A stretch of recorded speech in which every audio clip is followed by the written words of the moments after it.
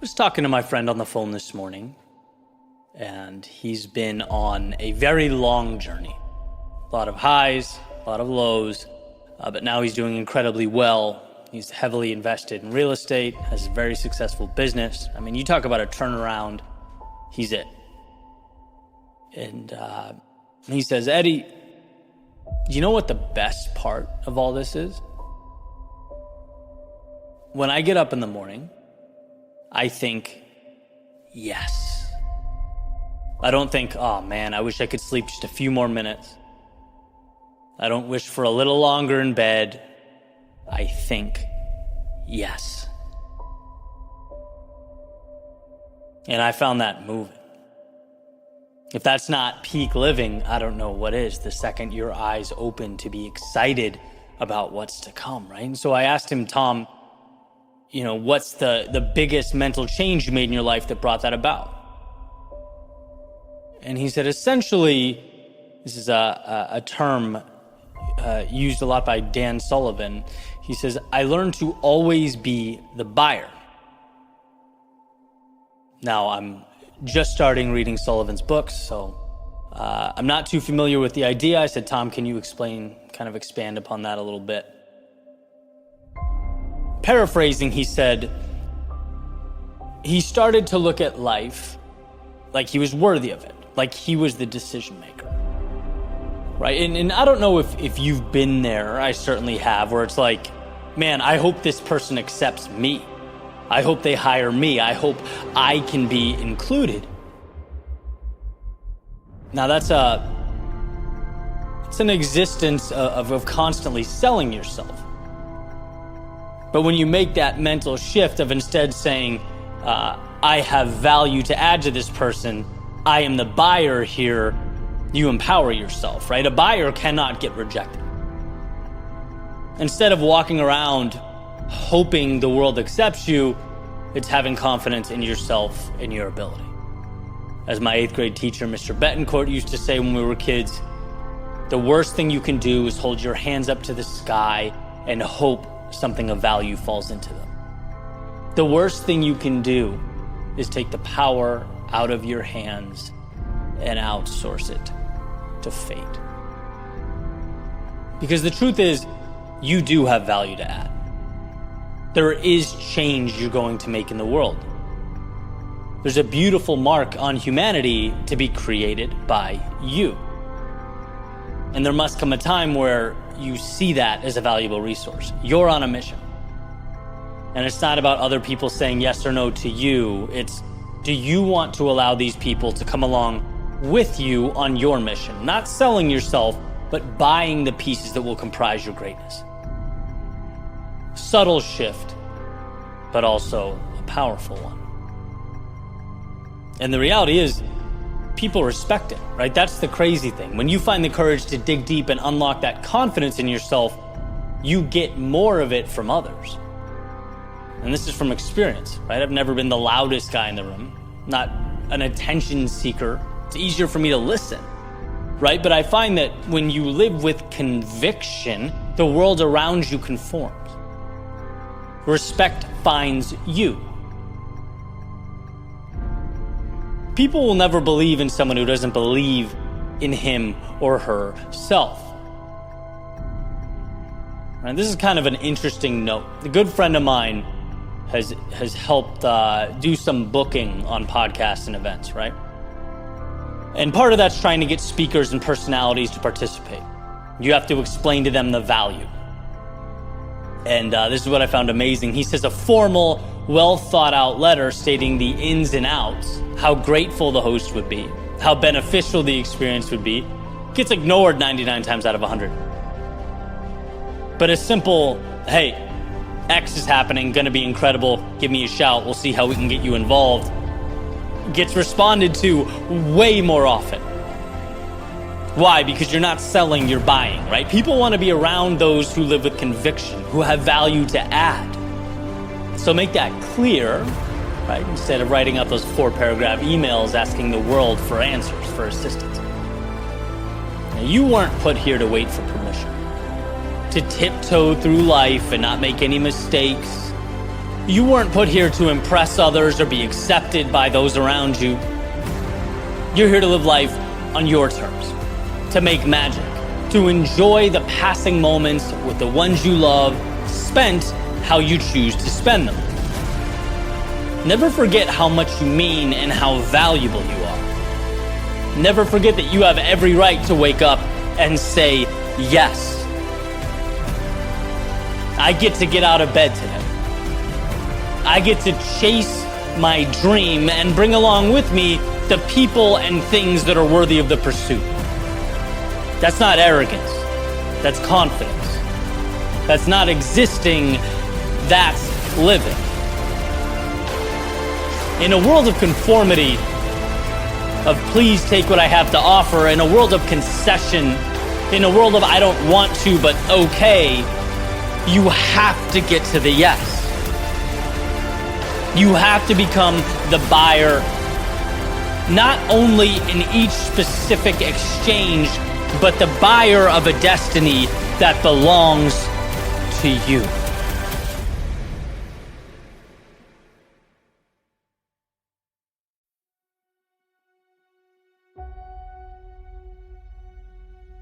A cheat code in life is understanding the significance of getting to one. Because if you can get one, you can absolutely get two. And if you can get two, you can get 3, 4, 5, 5,000, 500,000, or 5 million. Once you realize that something is possible, you're no longer the same person you once were. Your hands need not be held to the sky as though the universe is going to drop something into them. No, you've cracked the code, you have the info, and the burden has now been placed directly onto your shoulders. That little question, is this possible, dissipates. Getting to one was your proof of that. And then the obvious accompanying question, now what are you going to do about it? What are you going to do? Because the race isn't to 1 million, it's to one. One is the power, one is the reassurance, one is everything you need. If you can sell one painting, you can sell 50,000 paintings. If you can make one three-pointer, you can make thousands of three-pointers. If you can create one genius marketing video that goes viral, you can create hundreds, thousands, millions. Again, the evidence, you got one. Anything beyond one is procedural. It's a testing of methods. It's becoming relentless in your pursuit to repeat the process with the pieces at your disposal.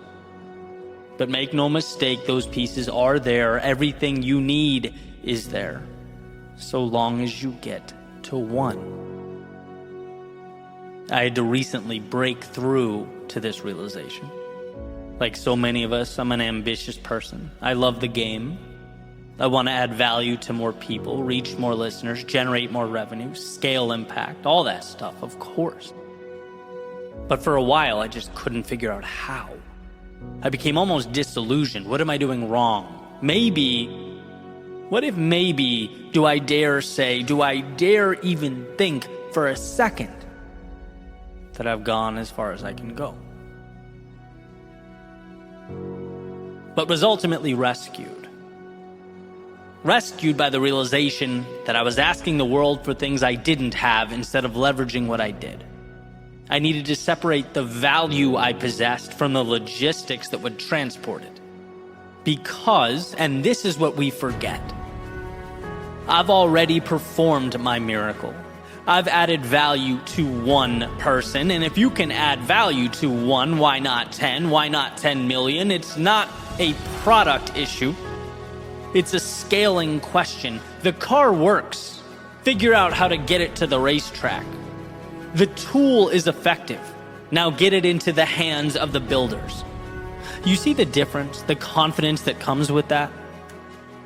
Instead of doubting all that you bring to the world, asking yourself if more is possible, You say, yeah, of course it is, because I've already done it. Here is my proof. Now what's around me that I can use to deliver it? How can I try things, reposition things, figure out how to scale and get further? But I know it's possible. So many of us have already gotten to one. We're adding value. We're doing what we believe in. But we're asking the wrong question. We're still asking whether more is possible. It is. The burden is just on you to bring it to fruition. The burden is on you to find a way to scale the value contained in your one thing. And by the way, if you haven't arrived at one yet, buckle up. Right? Getting to one was one of the best periods of my life. Right? Finding your value proposition, enjoying the process, exploring, finding that intersection of value and personal contentment. You'll eventually arrive there. But remember, for you, the goal is not 1 million, it's one. One idea that works, one approach that lights you up, one action that opens your eyes to the upside, that makes the world better to those around you. When you've found your one thing, when you know it makes a difference, then you move on to the scaling chapter, right? Then how do we turn 1 into 1 million? But they're two different questions. So remember that moving forward. No matter how stuck you feel, if you have one, you simultaneously have a little seed capable of producing infinity. It just needs attention. Trust yourself to work through the logistics, because that's all it is. Transform the if into how and start building that staircase straight to the moon.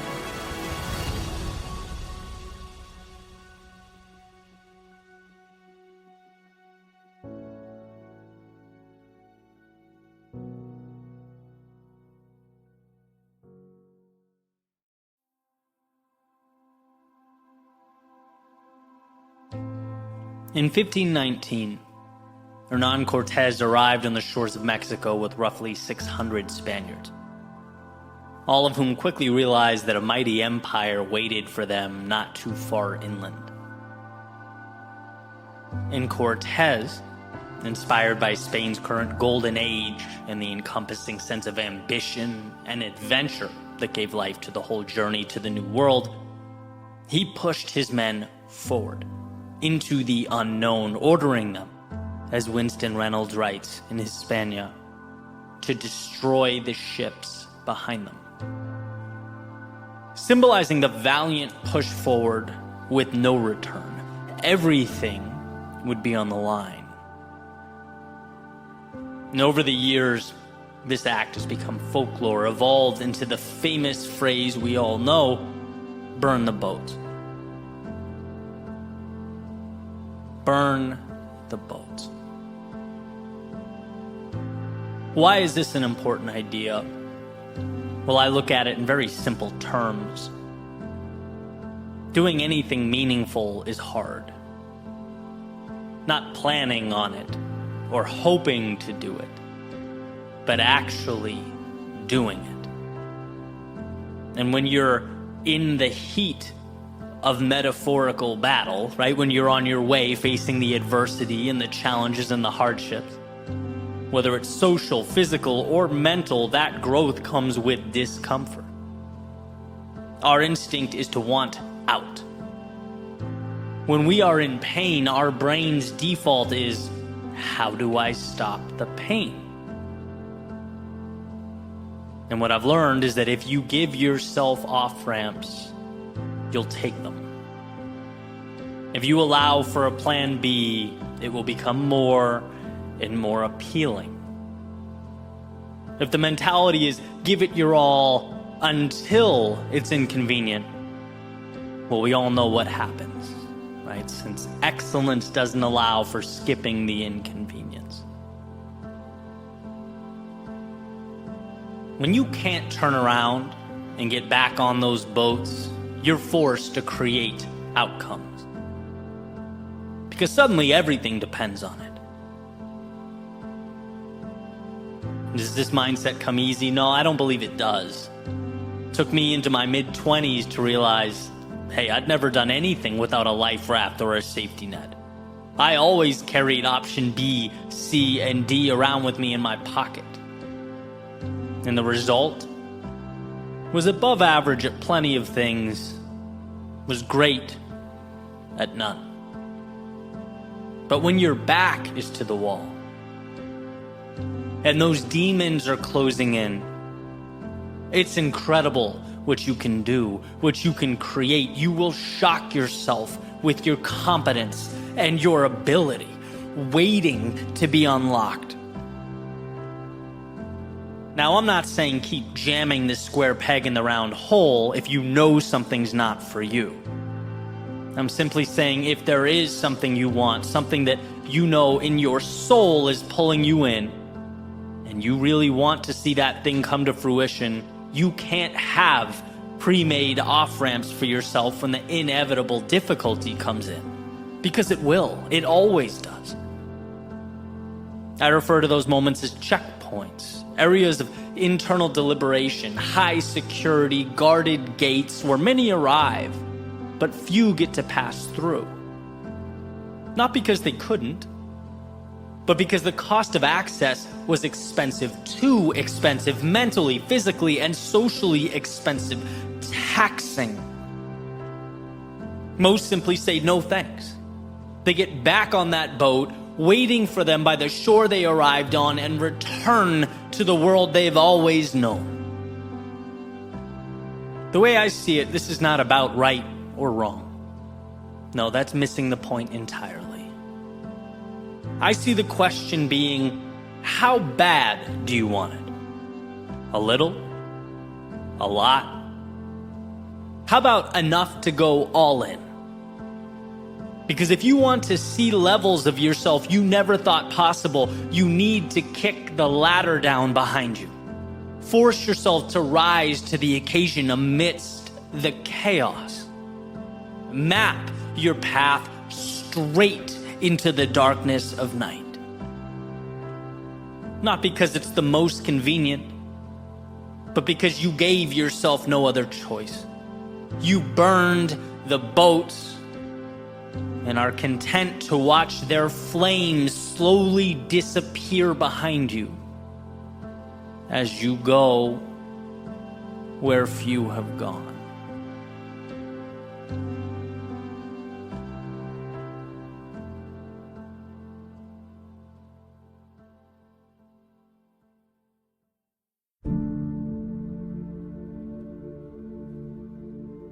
There are a handful of recorded lectures online by Jim Rohn, who has definitely become one of my favorite thinkers over the years.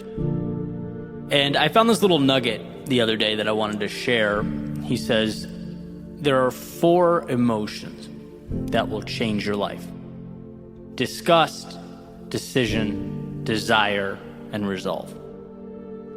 And I want to talk about the first one because I found the story to be incredibly powerful and also relatable, right, in various aspects of life over the years. So he frames it by talking about a Girl Scout walking up to his front door to try and sell him some Girl Scout cookies when he's 25 years old. And he's broke, doesn't have any money at the time, and tells her what I assume to be a white lie as to why he can't buy the cookies at that particular time. Right, so he tells her that he can't. She walks away. He says after he closes the door and goes back inside, he felt something that completely changed his life.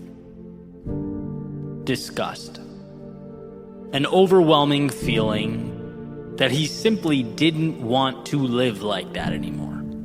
He didn't want to lie. He didn't want to be broke. And I'm quoting him. He says, the day you can say I've had it may not be the day it ends, but the day it begins. And that feeling, which of course on the surface seems like a terrible thing, right? No one wants to feel disgust with their circumstance. But it's ultimately one of the most powerful indicators life can present to us. There has always been And I assume will continue to be that point in many different facets of my life where I say enough is enough. I just never thought to categorize it and label it like he did, but that's what it is. Getting to a point where you look around and realize you've conceded too much. You've strayed too far beyond what matters to you. You've left too much on the table. That feeling, again, while uncomfortable, is often what becomes the first step towards that which is truly meaningful, a better version of yourself. A realization, by the way, that's not some denunciation of who you are, right? It's not saying, I'm not good enough or I'm inadequate. I would describe it as the exact opposite. It's thinking enough of yourself to acknowledge that you're better than this. It's saying, yeah, there's a reality where I stay the same, where I don't change, where I allow this to just be my life. But that's not the reality I'm going to choose, because I respect myself too much to continue living with that dissonance between my actions and who I know I truly am. And I think at a deep level, we all understand this. So many times in life, funny enough, we don't change until we have to, until our backs are completely against the wall. It took me years in my previous professional life to say enough is enough, but ultimately got to that point. I've been there in relationships, been there with my creative work, been there with my finances. And what's especially interesting is that as you grow, evolve, and your goals change, what you expect of yourself changes, grows along with you, you'll find yourself at that place again, and again, and again, and that's good. Listen to it, right? That's your intuition telling you you're ready for more, that something else awaits, that the status quo is no longer sufficient. And there lies the opportunity, right? To recognize and associate that feeling of disgust, as Rohn calls it, with the need to change or an opportunity to change before things blow up or become more difficult than they need to be. Everything in your life has been allowed by you to some extent. That's an important thing to understand. If there's someone in your life that's making it hell, you, to an extent, are responsible for that, right? No one gets your time without your permission. If you're doing things that don't move, motivate, or inspire you, well, the reality is you're choosing those actions. Now, the circumstances may be specific to you. They may be difficult, and I understand that, but are you asking yourself how you can begin moving away from it? How you can put walls between yourself and the things that drag you down? Because the bottom line is, it's very easy to become accustomed to things that are a drain on our lives. The old frog in the boiling water, right? You throw a frog in a pot of hot water, it'll jump right out. But you put it in a pot of cool water, and you slowly but incrementally increase the temperature until it's boiling, the frog won't realize it's burning alive. I think in the same way, we learn to live with that situational disgust. The things we're unhappy with just become the baseline or normal. It becomes regular. And what I love about this Girl Scout cookie story is that light bulb moment where it's like, no, I don't have to accept this. I can take back control.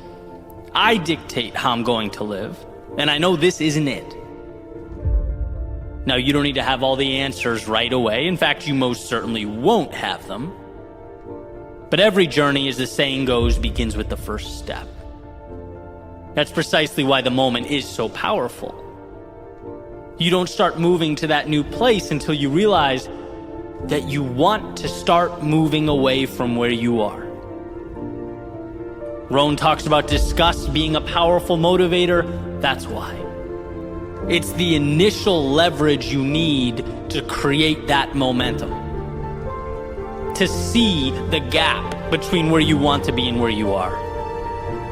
And this is ultimately a call to that realization. Do an audit on yourself and your contentment, the places you find lacking. They're calling for your attention. And it's normal, it's okay, it's part of life, but it's also your opportunity to begin making that change. I like very simple, very straightforward notes to help me parse through this. Simple list, 2 columns. On the left, everything that brings me some level of anxiety or that is a drain on my peace. And on the column,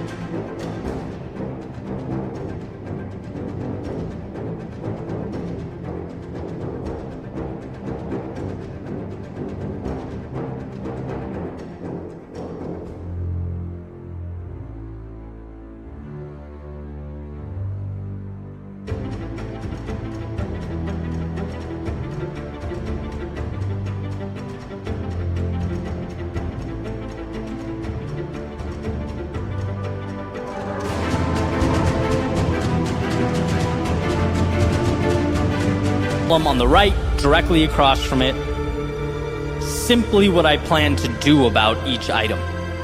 Nothing major, but a tangible, manageable step, because as Jim Rohn says, you begin to utilize that feeling of disgust or discontent to act. You turn that message into something beautiful, an adventure, some variation of growth. That's where the good stuff is. By the way, it also changes our relationship with those emotions when they emerge.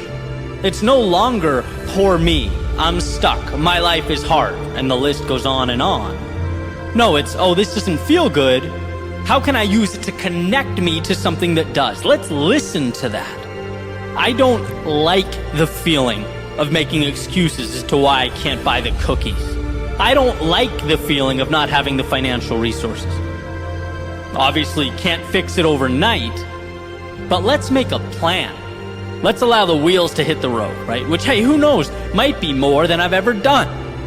This is the magic beginning he alludes to. The confidence being earned, the purpose, the meaning, and ultimately being that we only get results where we place our attention, the outcome we've been looking for. So when you find yourself at that point, when you experience a repetition of disappointment or frustration with your circumstance, let that be the gift it's trying to be. Let it be the reason you will soon wake up a different person, moving towards that which aligns with who you are.